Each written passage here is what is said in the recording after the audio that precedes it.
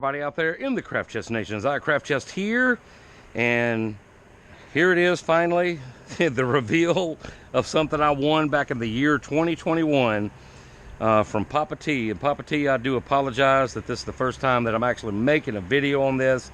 I just opened this box, so this is my first of seeing this along with everybody out there, and a couple little goodies that we're going to be adding to Project Defiant out here. Actually an upgrade, and I'll show you what I'm talking about whenever we go look at that. But this is a relay switch that PoppaT made, and it's pretty nifty. I like the way this is laid out. He's got a breaker box here, 150 amp breaker. This is your power in right here, and it goes into a fuse box, and the fuse box into a relay junction, and a relay junction out to whatever it is you're going to power. Now here's the part. It's been so long that I have forgotten what he actually was using this for. And I guess you could use it for whatever it is that you wanted to trigger amps or lights or what have you. I don't know what he was using it for. I'm going to have to actually hop in a call or send him a message or email him or something and see what he was using this for, because I would love to put this to use either in Project Defiant or Project Old School, because JP's talking about he bought lights plenty for inside and underneath and under the hood and under the wheels and everything else for his Tahoe. I don't have all that. I do have, let's see, 1, 2, 3. I have 3 sets of lights.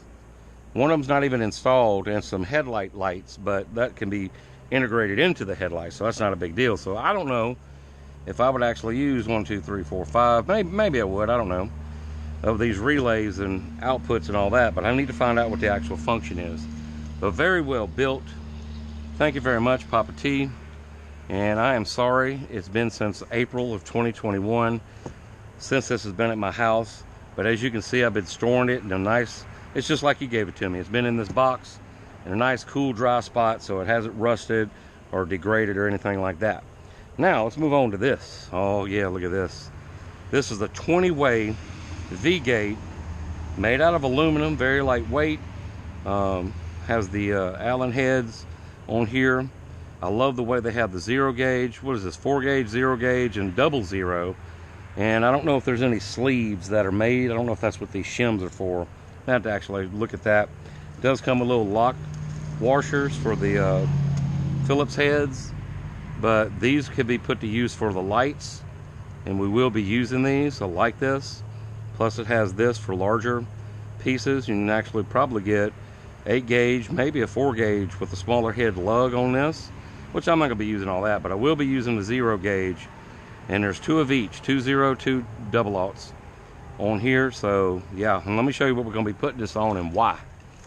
All right, so back here I'm going to clean up this rat's nest because I did have a battery go bad. So now, in lieu of me spending another $400 on another excess power, I went ahead and just did the poor man thing, which is buy me an H8 AGM from Walmart to Everstart, which is a pretty decent battery. It's not the be all end all, but it is the largest one I believe that they offer.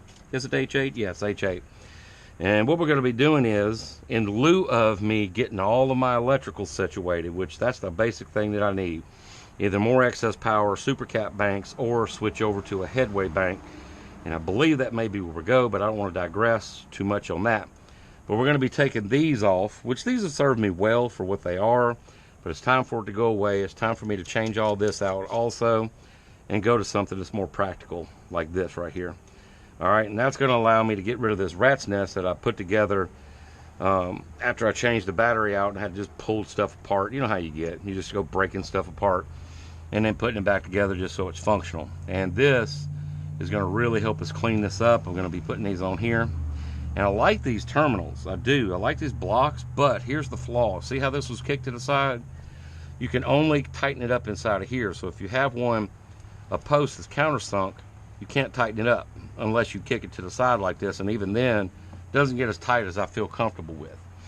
All right, so that's the main reason. See, this one's on the same side. So it's like they cookie cutter these and then just stamp positive, negative on them and call it a day. Which if they would change that and actually come up with 2 molds to where these tightened up on this opposite side, they'd have a winner on their hands. All right, that's the problem with these blocks, and that's why I'm changing it.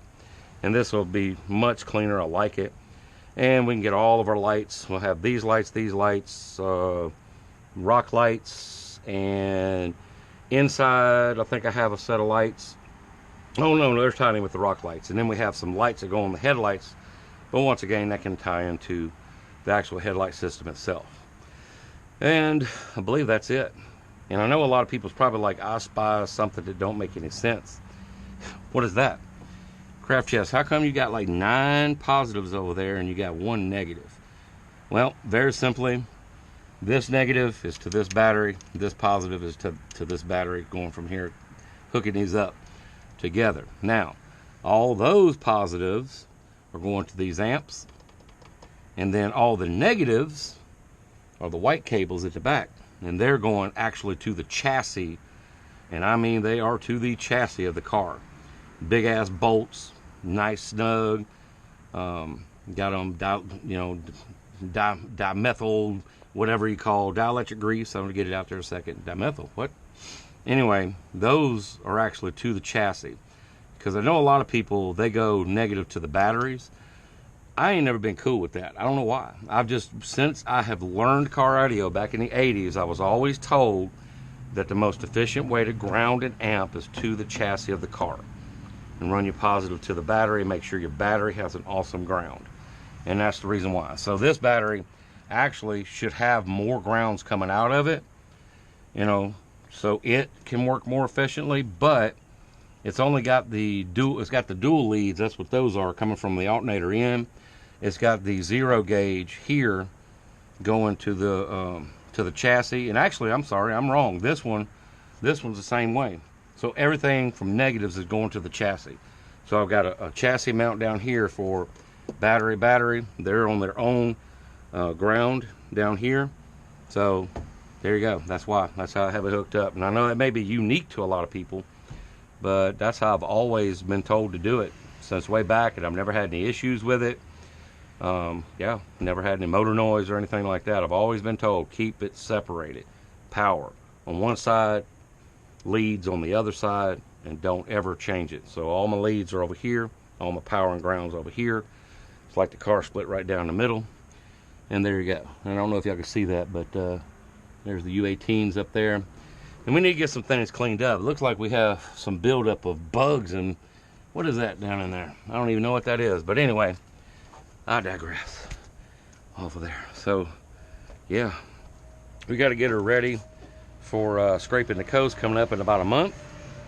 So there's a lot of cleaning up to do. There's a few additions that I'd love to do, which is add some back pillar tweeters and 2 3/4 and 6 1/2. I want to mirror the same of what I have here in those pillars, right behind the head, here, and here. And I've already got it drawn out. I just haven't cut it because I don't know why I haven't cut it, but I just haven't cut it yet.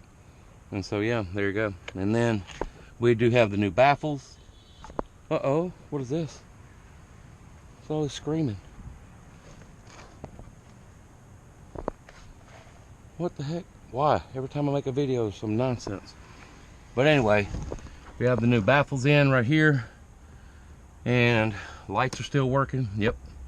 Beautiful, beautiful, beautiful. So there's a lot of things that we need to tighten up on before we go in any shows. Number one, first and foremost, is getting this window motor fixed over here. And that's what prompted me to do this video, is because, I was thinking, I got to check these relays. But I was like, relays? Wait a minute. It was quiet out here. It was like this. And then all of a sudden it got noisy when I turned the camera on. But this window motor over here is giving me a little bit of issue. I've changed the power switch. I've changed the motor. And it will only, or now it won't do anything, but it would only go down and wouldn't go back up. But when you reverse polarity on the motor, it would still go down, but it would push it up. Does that make sense? So only the down function worked. I've checked for broken wires. Only thing I haven't checked, and I don't know if it has anything to do with it, is relays. Because on top of that window motor stopped working. Now, neither of the rear windows go down or up either. So I don't know what's going on in there. And I've checked all my wires. I can't find a broken wire. I need to get in there with a flashlight, I guess, and double check. But we need to figure that out. And that's what I'm doing this afternoon. That's why I got everything broke open. And I decided, since I was going to do that, that I would make a vlog and give you a little update on everything about what's going on.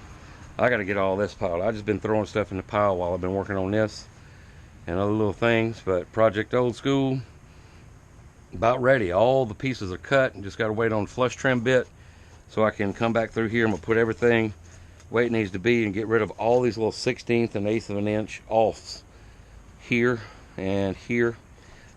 This, we have determined, is that wood bowing. You know, because even with this laying flat, it's got this little bow to it. So the humidity, you know, heat shrink is getting to it, because it's in and then out down there. And these cuts, whenever I measured these out, they're both spot on lengthwise. So, and I don't want to flip it to make it right, because it's got all the screw holes where I glued it together here, which I know is not a big gigantic deal. I could back those out and probably take them out all together and then putty over them, but we're not going to do all that. We're going to leave it together just for structural integrity. And I'm not trying to rush this build. It will be ready for scraping the coast for JP from the Gods of Games. His Tahoe will be rocking. Now all of these on the back, we're going to be taking out all the ones here, up here, and then I'm going to put little countersinks. I'm going to take a masonry bit. You ever done that little trick? If you use a masonry bit and go back in here and just make a little oval head, a little oval hole, and then stick it back in there and then wood putty over it, boom, you never do that screw was even there. That's what we're going to do there. So a lot of work to do, not enough me and time to do it, but you know what,